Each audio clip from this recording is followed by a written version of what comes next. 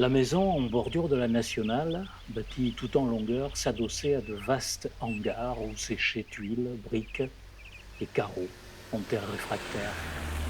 Il y avait deux noms pour désigner la bâtisse. Certains disaient encore chez la rate, mais étaient incapables de dire pourquoi. Le plus souvent, on parlait de la Tuilerie, mais on disait plus volontiers l'Oteulado. Dans ce vaste espace peuplé de courants d'air, il ne se passait pas grand-chose, sauf pendant que l'on fabriquait et que l'on cuisait les briques. L'activité artisanale discontinue venait combler les moments où la pression des cultures se faisait moins forte.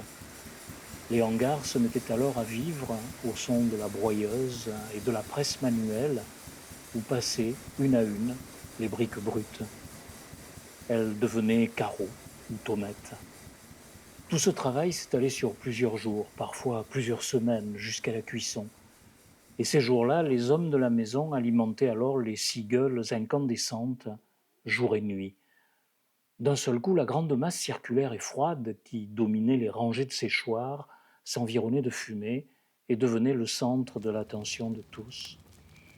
La vie s'organisait autour du monstre réveillé par les foyers. Attentif, le pépé lorgnait à travers une minuscule ouverture fermée par une brique et dirigeait la cuisson. Un souffle brûlant s'échappait et il sentait plus qu'il ne voyait la couleur des briques. Pas de contrôle automatique, pas de mesure. Marcel avait en lui tous les instruments et jamais il ne manquait une fournée.